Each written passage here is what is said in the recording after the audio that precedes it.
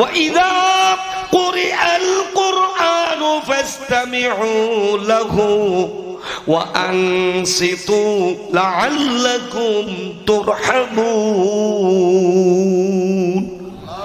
আল্লাহ বলছে যখন কোরআন শরীফ তেলাওয়াত করা হয় তোমরা মনোযোগ দিয়া শোনো, মনোযোগ দিয়া। আমার ভাইয়েরা, বাবারা, বন্ধুরা, নবীজি একবার মসজিদে নববীতে গেলেন। তখন নবীজির সাহাবী উবাই ইবনে কাব রাদিয়াল্লাহু তাআলা আনহু তিনি কোরআন শরীফ তেলাওয়াত করতেছে, কোরআন শরীফ আয়াত তেলাওয়াত করতেছে। মসজিদে নববীতে রাসূল প্রবেশ করছে। এইবার উবাই ইবনে কাবের তেলাওয়াত শোনার জন্য রাসূল তার দিকে কদম বাড়ায়া দিয়েছে। কারণ সাহাবীদের মধ্যে যার তেলাওয়াত অতি সুন্দর ছিল, সহি ছিল এবং তেলাওয়াত স্মৃতি মধুর ছিল, কণ্ঠস্বর ভালো ছিল, তিনি ছিলেন উবাই ইবনে কাব রাদিয়াল্লাহু তাআলা আনহু। রাসূল উবাই ইবনে কাবের তেলাওয়াত শোনার জন্য সামনে আগাইলেন। যখন উবাই ইবনে কাবের কাছে গেলেন, আল্লাহ রাসূলের সাহাবী তেলাওয়াত বন্ধ করে দিলেন। রাসূল বললেন, হে উবাই ইবনে কাব, আপনি তেলাওয়াত বন্ধ করছেন কেন?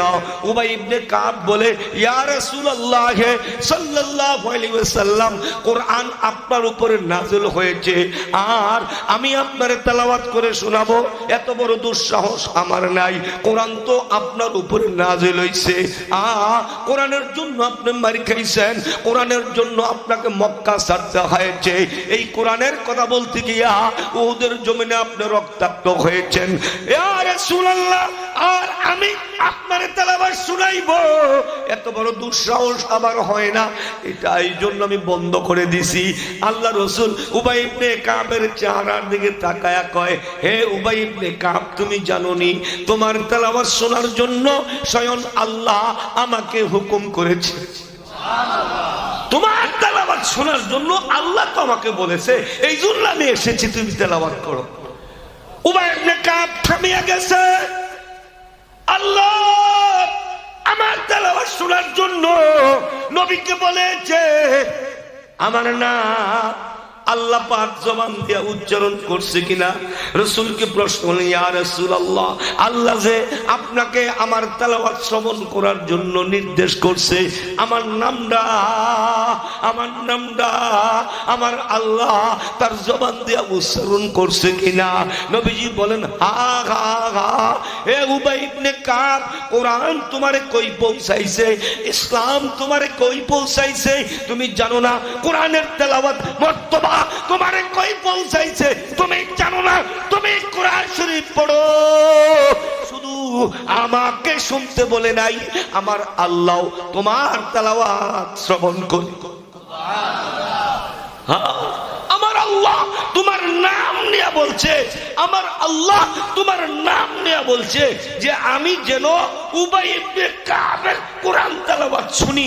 উবাই, আরে তোমার তেলাওয়াত শুধু ফেরেশতারা শুনে না, তোমার তেলাওয়াত স্বয়ং মালিক শুনে, যিনি তার কোরআনকে মুহাম্মদের উপর নাযিল করেছেন।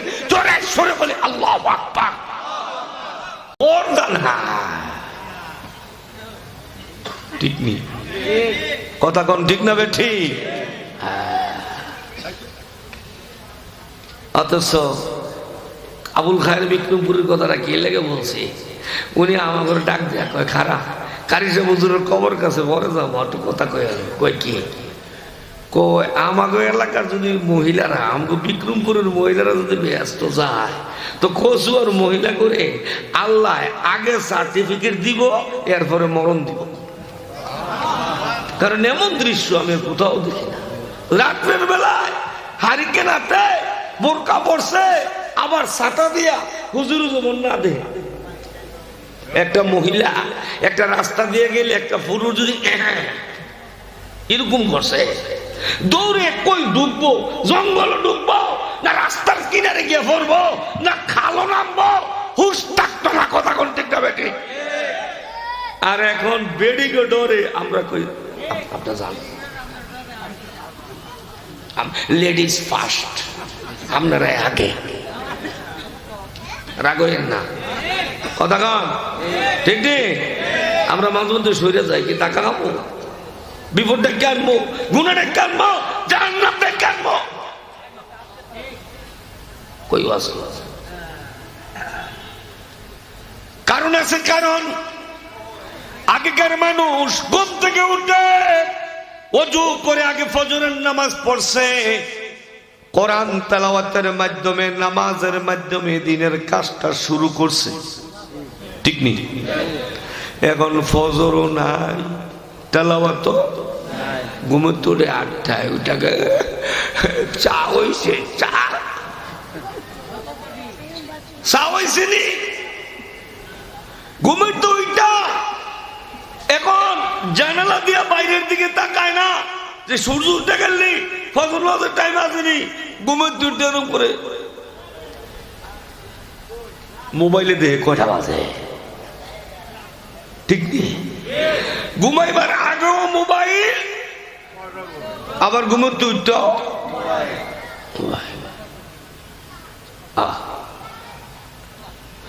আগেকার বৃদ্ধ মানুষ দরুদ পড়তে পড়তে ঘুমাইতো, তাসবিহ পড়তে পড়তে ঘুমাইতো, জিকির করতে করতে ঘুমাইতো। আপনাকে কথা বলি না, আমাকে এলাকার বুড়াকে কথা কই। এখন মোবাইল দেখতে দেখতে ঘুমায়, এখন মোবাইল দেখতে দেখতে ঘুমায়, ইউটিউব চালাইতে চালাইতে ঘুমায়, পাপ দেখতে দেখতে ঘুমায়। অনেকের এই জন্য অনেক রাত্রে ঘুমাইবার কারণে ফজর নামাজটা নসিবে জুটে না, ঠিক নেই? অস্ট্রেলিয়া থেকে কালকে একটা লোক আমার ফোন দিছে, অনেকক্ষণ কথা বললাম, তারপরে আমার একটা খবর বললো, হুজুর এরা মুসলিম রাষ্ট্র না, বেদিন, কিন্তু জানেন রাত্র 8টার পরে রাস্তাঘাটে কোনো লোক আপনি খুঁজে পাইতেন না। মানে 8টা মানে খাইয়া সবাই ঘুমাইয়া গেছে, আবার ফজরের আগে সবাই উঠে রাইট আরম্ভ করে দিছে। অর্থাৎ তারা ঘুমায় আগে, উঠে আগে। আর এখন আমরা মুসলমানরা ঘুমাইও পরে, উঠিও পরে, নামাজের সঙ্গে সম্পর্ক নাই, কোরআন তেলাওয়াতের সঙ্গে সম্পর্ক নাই।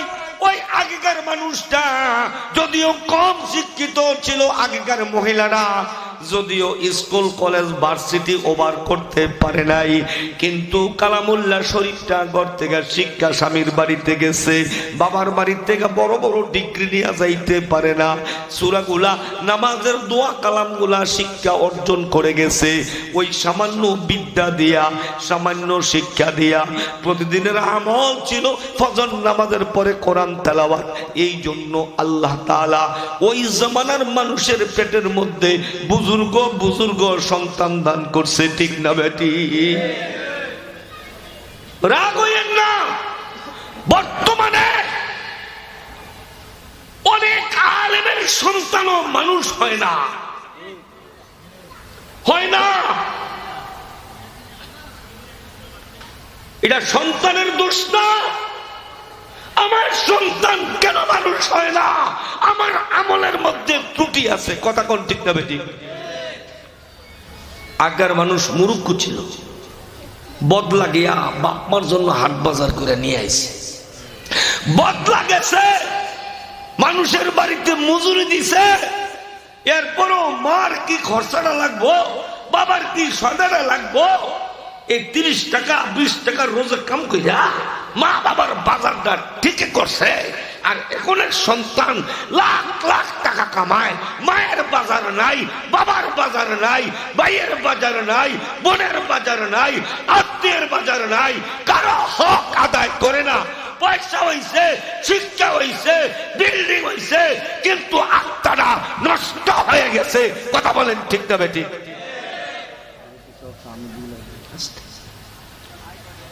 আমার মেয়েরা বাবারা বন্ধুরা, এই জন্য ওই পুরনো দিনের আমলের মধ্যে আমাদের ফিরে যেতে হবে। আমলটা কি? ঘুম থেকে উঠে প্রথম ফজরের নামাজ পড়া, ইনশাল্লাহ পড়বো তো। শুধু একটা জিনিসের উপর যদি আমরা আমল করি, আল্লাহ আমাদের সুস্থ করে দিবেন। আমাদেরকে আমার আল্লাহ সুস্থ জিন্দিগি, সুন্দর জিন্দিগি, গুছানো জিন্দিগি দান করবেন। আমরা আগে আগে ঘুমাবো, আগে আগে উঠবো, তাহাজ্জুদ পড়ার চেষ্টা করব, ফজর নামাজ অবশ্যই জামাতে পড়বো ইনশাআল্লাহ। কোরআন তেলাওয়াত করব, যারা কোরআন তেলাওয়াত করতে পারি না যেই তখন মুখস্থ সূরাগুলা পারি, ওই মুখস্থ সূরাগুলা আবৃত করব, ওই মুখস্থ সূরাগুলা পড়ব। সূরা ইখলাসটা 3 বার যদি পড়ি, আল্লাহ আমার আমল নামায় 1 খতম কোরআন শরীফ তেলাওয়াতের সওয়াব দিয়ে দিবে। আল্লাহ আল্লাহ, ওই আমলের দিনগুলা কই চলে যেতেছে।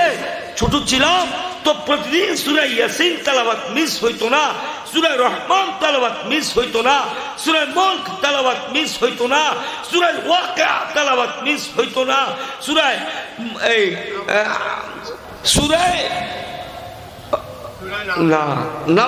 না আরেকটা 26 পারায় সূরা ফাতাহ তেলাওয়াত মিস হইতো না, কিন্তু এখন মিস হইয়া যায়। এখনো যদি কেউ সূরা ফাতাহ তেলাওয়াত করে মনের মাকসাদ নিয়ে আল্লাহর কাছে দোয়া করে, পরীক্ষা করে দেখবেন সাথে সাথে আল্লাহ কবুল করে। পরীক্ষা করে দেখেন, মুসিবত পড়া, সমস্যায় পড়া, সূরা ফাতাহ পড়া আল্লাহর কাছে দোয়া করেন, আল্লাহ আমি কোরআন তেলাওয়াত করছি, উসিলায় আমার এই মুসিবতটা দূর করে দাও। দেখেন আমল করে, নগদ পাবেন, নগদ। এই জন্য আল্লাহ বলেন, ওয়ানুনাজ্জিলু মিনাল কুরআনি মা হুয়া শিফাউ ওয়া রাহমাতুল লিল মুমিনিন।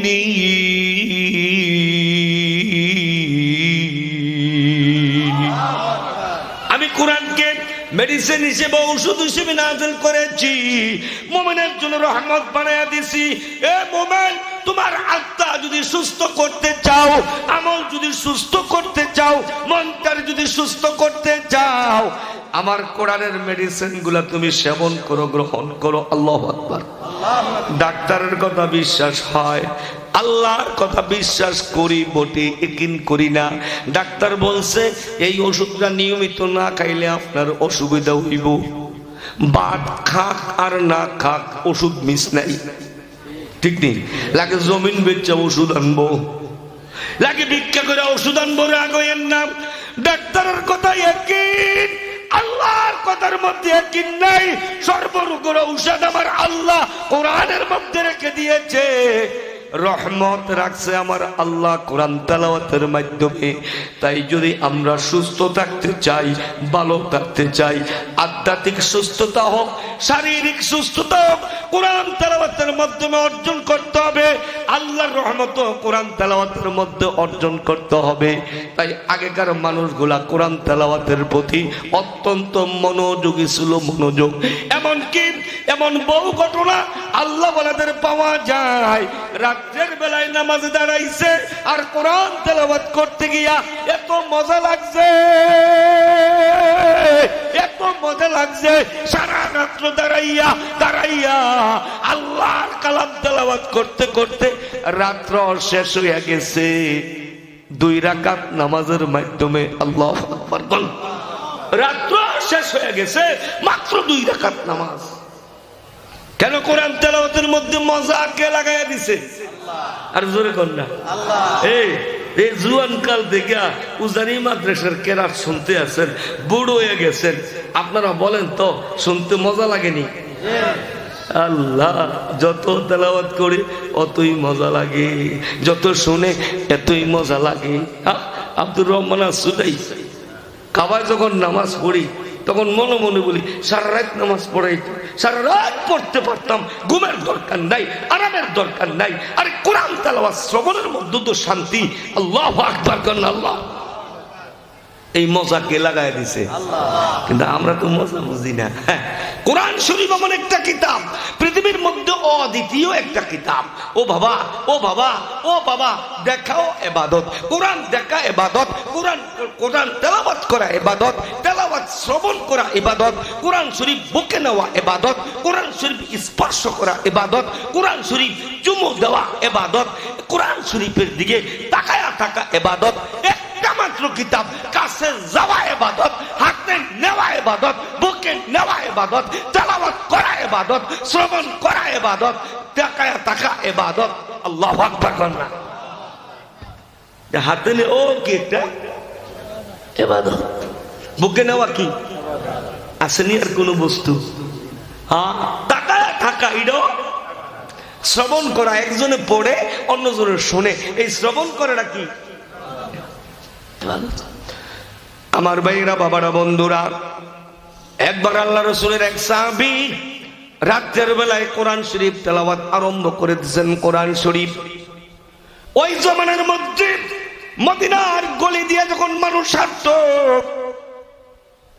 কোরআন শরীফ তেলাওয়াতের আওয়াজ বিভিন্ন ঘর থেকে বের হয়ে যেত। যদিও দুনিয়ায় মুসলমানের সংখ্যা কম ছিল, গলি দিয়ে হাঁটলেই বোঝা যাইতো এখানে মুসলমান বসবাস করে। আল্লাহু আকবার। গলি দিয়া রাত্রের বেলায় হাঁটলেই বোঝা যাইতো এখানে মুসলমান বসবাস করে, কারণ রাত্রের বেলায় তাদের ঘর থেকে কোরআন তেলাওয়াতের আওয়াজ বাহির হইতো। আজ সেই সোনালী দিন কোথায় চলে গেল? এখন মুসলমানের ঘর থেকে কোরআন তেলাওয়াত বের হয় না। মোবাইলের গান, ডিস্কো গান, নাচা, টিকটকের আওয়াজ, হাসির আওয়াজ, তামসার আওয়াজ আজ মুসলমানের ঘর থেকে বের হয়। কথা কোন ঠিক না বেঠিক? হাসি রসের আওয়াজ পাই যায়, কোরআনের আওয়াজ পাই যায় না। আল্লাহ রসুলের সাহাবী রাতের বেলায় আল্লাহর কালাম কুল্লা শরীফ যখন তেলাওয়াত আরম্ভ করলেন, সাহাবী লক্ষ্য করে দেখলেন তার পাশে একটা ঘোড়া বান্ধা ছিল। ঘোড়া, ওই ঘোড়াটা লাফাইতেছে। তিনি তেলাওয়াতের আওয়াজটা কমায়া দিলেন, ঘোড়ার লাফও কমে যায়। তেলাওয়াতের আওয়াজ বাড়াইলে ঘোড়ার লাফও বাইরা যায়। ওই সাহাবীর সন্তান পাশের মধ্যে ঘুমায়া রইছে। চিন্তা করলেন, আমি যদি জোরে জোরে তেলাওয়াত করি আর ঘোড়াটা যদি এইভাবে লাফাইতে থাকে, হয়তো ঘোড়াটা আমার বাচ্চার উপর পড়বে, আমার বাচ্চাটা মারা যাবে, আহত হবে। না না, আমি জোরে জোরে তেলাওয়াত করব না, আস্তে আস্তে তেলাওয়াত করতেছে। আল্লাহু আকবার। মসজিদে নববীতে নামাজ পড়তে গিয়া এই ঘটনা রাসূলুল্লাহ সাল্লাল্লাহু আলাইহি ওয়াসাল্লামকে শুনাইলেন।